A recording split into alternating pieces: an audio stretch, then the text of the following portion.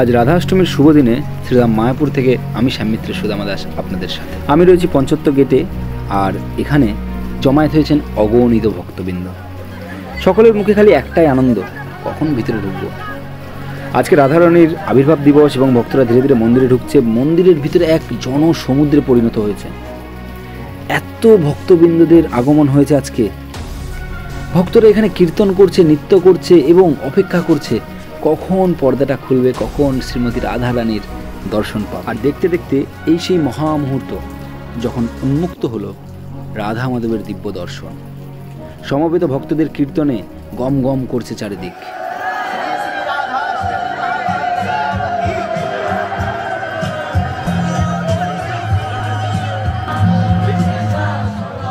আর এদিকে ভক্তদের এত ভিড় যে শিল প্রভুপাদকেই তার গুরুপূজার আসনে আসতে এক মহা জনসমুদ্র পার করতে হচ্ছে বহুত কষ্ট করে।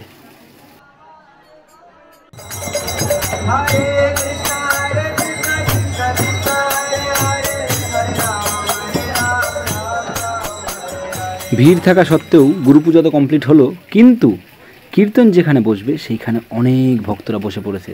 তাই সেইটা সরাতে সরাতেই কালচারাল প্রোগ্রাম শুরু হয়ে যায়।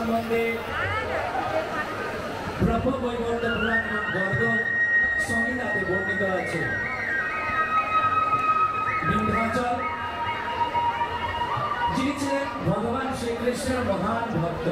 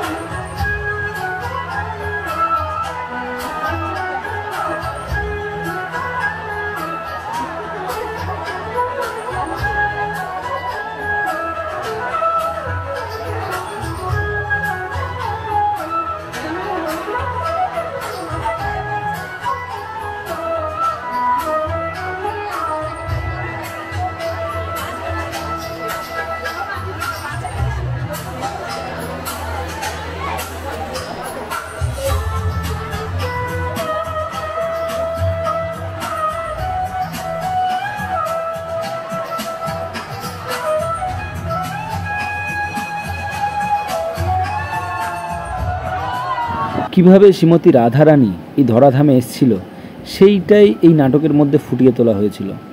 তাই এই নাটকের পরে পরেই আনন্দ কীর্তন শুরু।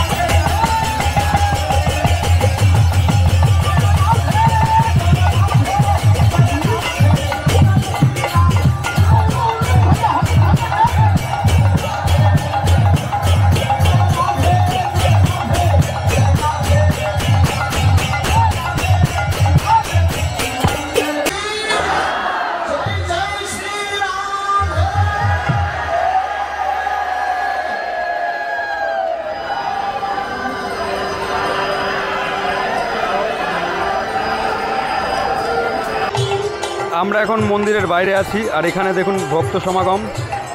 এখানে প্রচুর ভক্ত, লাখে লাখে। মন্দিরের ভিতরে তো ঢোকাই যাচ্ছে না, আর বাইরে সবাই বসে রয়েছে।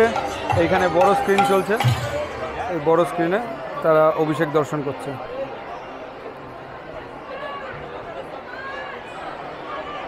মন্দির ছোট হলেও ভক্তদের মন অনেক বড়। তারা এই কষ্টের মধ্যেও এখানে অভিষেক দর্শন করছে। অভিষেক দর্শন করে আমি ঠিক বাইরে বেরিয়ে এসেছিলাম। এখানে এসে দেখি ভক্তদের এত সমাগম, ভক্তরা আসছে যাচ্ছে, মানে ক্রমশ লেগেই রয়েছে। তা আমরা এই ভিড় ঠেলে কোনোরকম প্রসাদ হলের দিকে যাচ্ছিলাম, তার কারণ অনেকক্ষণ ধরে ফাস্টিং রয়েছি আর প্রচুর খিদে পেয়েছে। অবশেষে ভিড় ঠেলে আমরা প্রসাদম হলের দিকে এগিয়ে যাই এবং সেখানে গিয়ে দেখি আরেক কাণ্ড।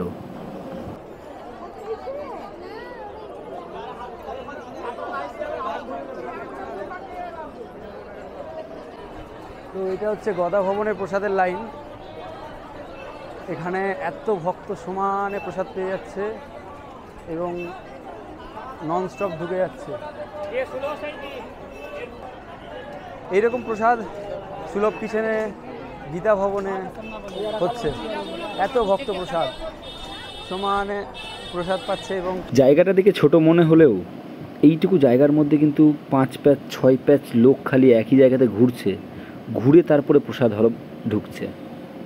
তাই কম ভাববেন না, প্রচুর ভক্ত প্রসাদ পাচ্ছে। অনেকের প্রশ্ন থাকে আমরা কিভাবে এই কুপন পাবো। আসলে বলে দিই, এটি আবাসিক ভক্তবৃন্দদের জন্য থাকে এবং এখানে কুপন দেখিয়ে তারপরেই প্রসাদ নিতে হয়। প্রতিটি প্রসাদম হলে 2 রকমের ব্যবস্থা থাকে।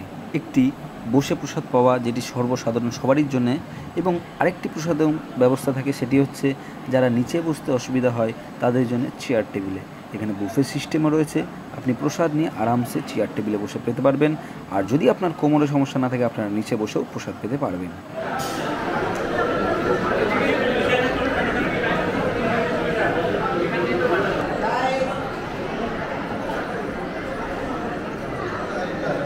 ঠিক এইভাবেই প্রতিটি অনুষ্ঠানের শেষে সবাইকে প্রসাদ পাইয়েই অনুষ্ঠানের সমাপ্তি ঘোষণা হয়।